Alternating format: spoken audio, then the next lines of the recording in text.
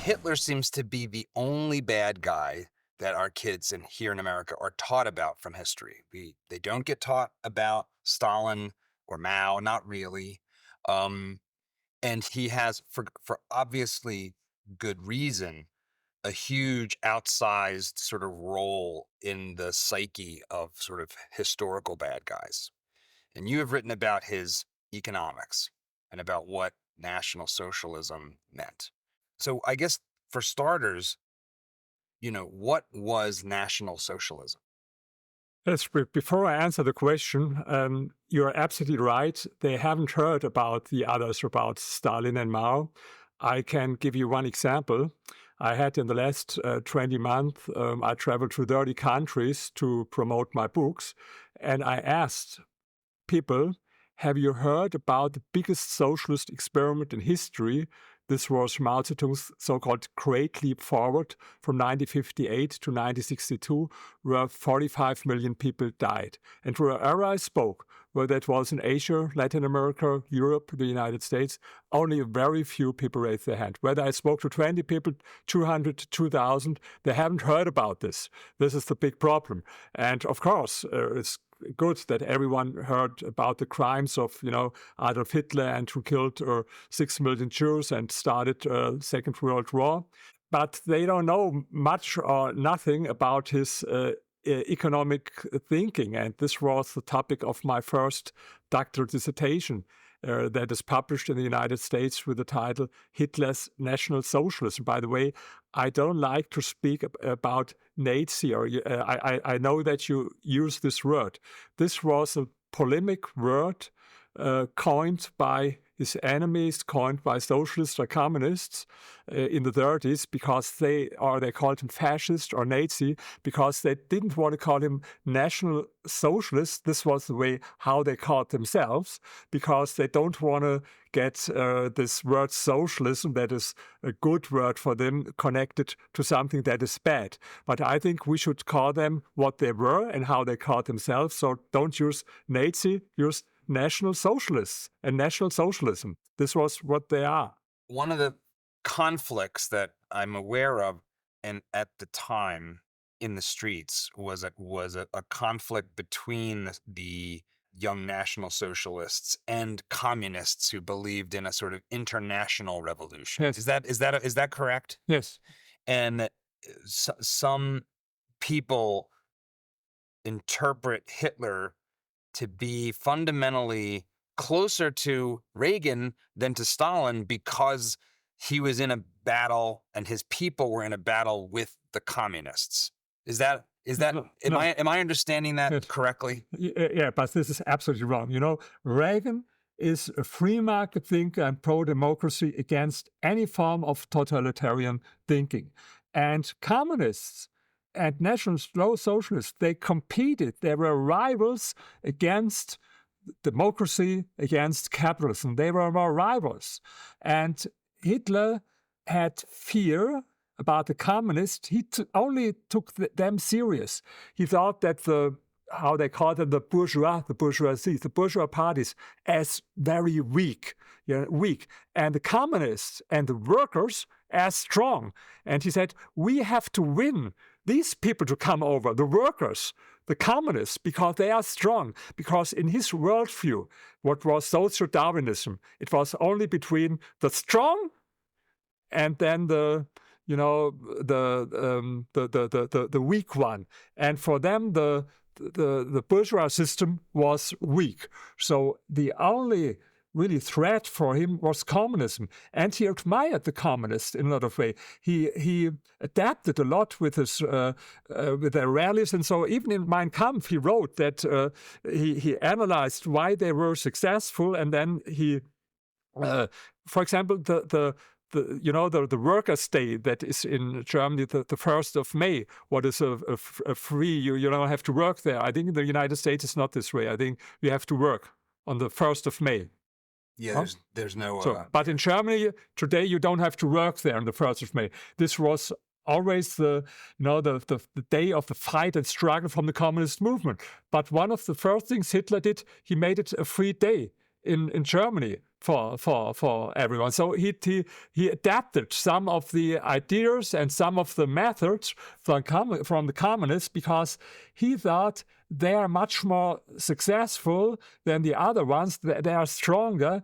And he said, I tried always to win the people from the far left because they were real fighters, really strong, and not like this coward, bourgeois, tolerant, because tolerance was for him a very bad word, like tolerance. Yes? He admired people when he wanted to praise something, when he wanted to speak positive about someone. He said, oh, he was a really fanatic.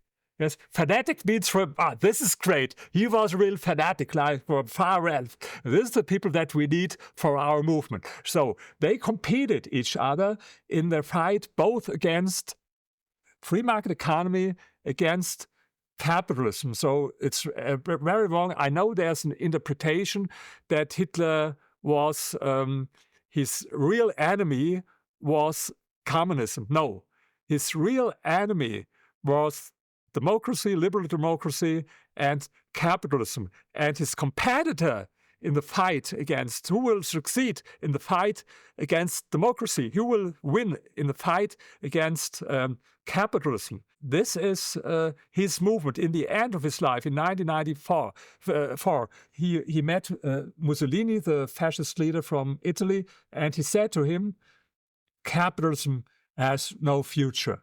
The future will be National Socialism, fascism, and maybe Bolshevism, communism in the East. Maybe even at this time he was not 100% sure to win totally, so, and maybe Bolshevism would remain. So this is what you have to understand, that it's a misunderstanding that Hitler's real purpose was to overcome communism. Communism was his enemy, but more in the way of a rival of two totalitarian movements that both go against capitalism. And there are other interpretations. For example, maybe you heard about the German historian Ernst Nolte.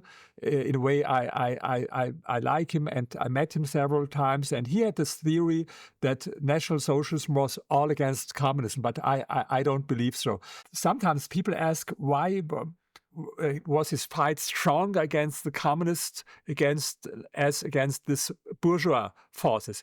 Because he didn't take the other serious. He thought, okay, these people, forget them. They are not strong. These are weak people.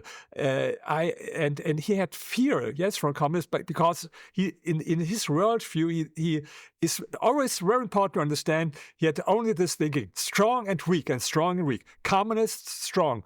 Workers strong, bourgeoisie, capitalism weak. This is how he thought. He was a socio-Darwinist, and as a socio-Darwinist, he believed in competition. And he was afraid that if you nationalize everything from one day to another, that there would be no more competition.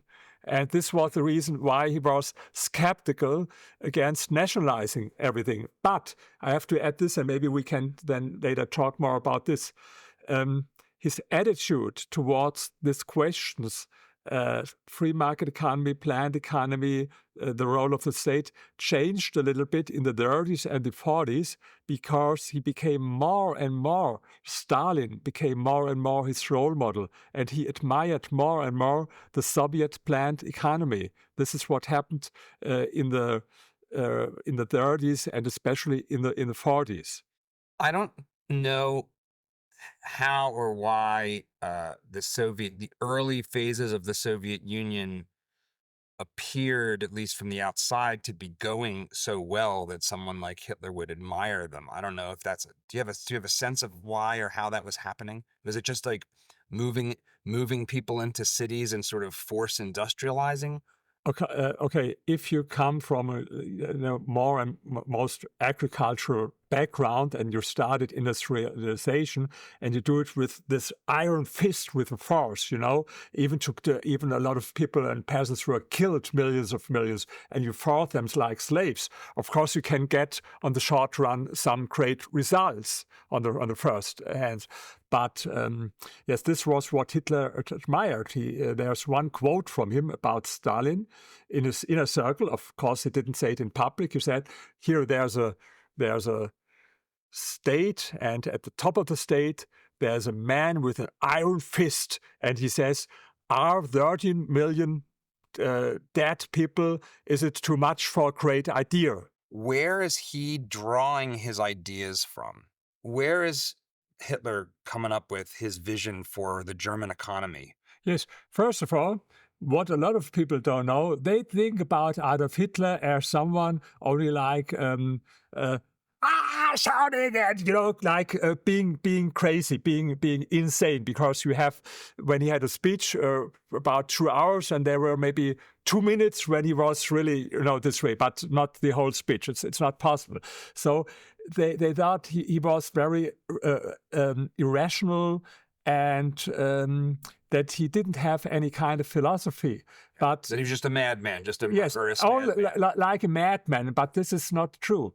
Hitler read a lot of books. He had thousands of books, and every night he did, reading books about history, about economy, about politics, about military things. And there was a movement in the Weimar Republic. It was called the Conservative Revolution. It was called this way, and they had some of these ideas, like they called it a third way between capitalism on the one hand and socialism on the other, or communism on the other. This is what he also wanted. So this was how he saw his movement, as an alternative to communism on the one hand and capitalism on the one hand. So, and he had ideas about the economy before. First I have to tell you a little bit what I did for my book. It was this book, Capitalism and National Socialism, was my first doctoral dissertation. You have 2 PhDs, one in history, the other in sociology, and this was in history. And I was the first one to analyze first his 2 books. He wrote Mein Kampf, but there's also another book that was never published in his life. He wrote it in 1928. You call it Hitler's second book. But all of his speeches, I analyzed every speech. I was the first one to read all of his speeches. And this time it was not easy, because today you have a scientific edition for historians, all of his speeches. I had to go to all of his archives and to read and photocopy the transcriptions of his speeches, make photocopies from all these newspapers where his speeches were published. And then, in addition to this, he wrote also a lot of essays. I copied these. And then, what is very important, there are the so-called table talks of Adolf Hitler, or his monologues in the Führer headquarters. What is this? Every evening, almost every evening, he spent some hours in the night. He went to bed very late, like 3 in the morning or something like this, but he went up only at 11 a.m.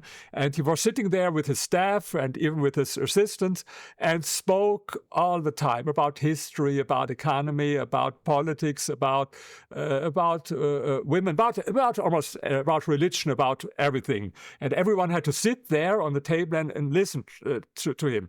Sometimes people were really tired because it was 2 or 3 in the morning, but you can't say, "Oh, I heard it before, and I'm too tired, go to bed." No, if the Führer is speaking, you have to sit there and listen. Very interesting. Yes. And there was one, Martin Bormann, his name, and he took notes.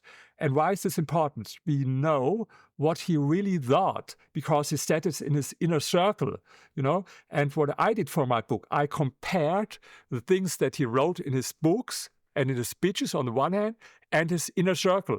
And in some ways, it's consistent. It's the same, what he said in his propaganda and in his inner circle. But there's also a difference. And especially, I give you one very example. I mentioned it before. His attitude towards Stalin and the Soviet Union. Of course, when he was in war with the Soviet Union and with Stalin, you could hear not a single positive word about Stalin from him in public in his speeches. It was the enemy. But when he spoke in his inner circle, it was forbidden to say something negative about Stalin, even if someone mentioned that he was a bank robber before what he was, Stalin. Hitler interrupted him. No, he did it only for revolution. Don't say something like this. And if there was a picture with a cigar in the mouth, he said, no, don't take this picture, because he admired him. There are a lot of quotes from him in his table talks where he said, Stalin, in his way, is a genius. He knows his role models like Genghis Khan, and what he did in the economy is great. He said there was no poverty in the Soviet Union as in the United States, for example, and they had gigantic factories and they had this great 4-year plans. And then it was more and more his idea. He said, after we won the war, we have to go much more in the direction of a planned economy, because only a planned economy will solve our problems. So this was his plan. Of course, in the time of the war, he couldn't have this huge conflicts with entrepreneurs. Sometimes they had it, yes, but it was not the real time. But he said very often, after we won the war, and he believed a lot of time, for a long time, that he will win the war, we will go more and more in this direction of a planned economy. And what he said, and this is important, he said, nationalism and socialism is the same. It's the same because it means the priority of politics, the priority of the state. And there's one very important speech. He says, a lot of people think that first there's the individual interest, and then as a result of all these individual interests, there's the common interest, like Adam Smith said in his book, The Wealth of Nations. And he said, this is totally wrong. It's exactly the opposite. First, there's the common interest, and the individual interest is to be, subordinated to this. You had in Germany some slogans at this time. One was Gemeinwohl vor Eigenwohl. This means common good before individual good. This was the slogan, Gemeinwohl vor Eigenwohl. Or another slogan was, Du bist nichts, dein Volk ist alles. It means you are nothing, your people is everything. If you like this clip, you should check out the full video and all the other great content we've got at Dad Saves America. So be sure to hit the like button, subscribe, and ring that bell so you won't miss our new stuff as it drops each week.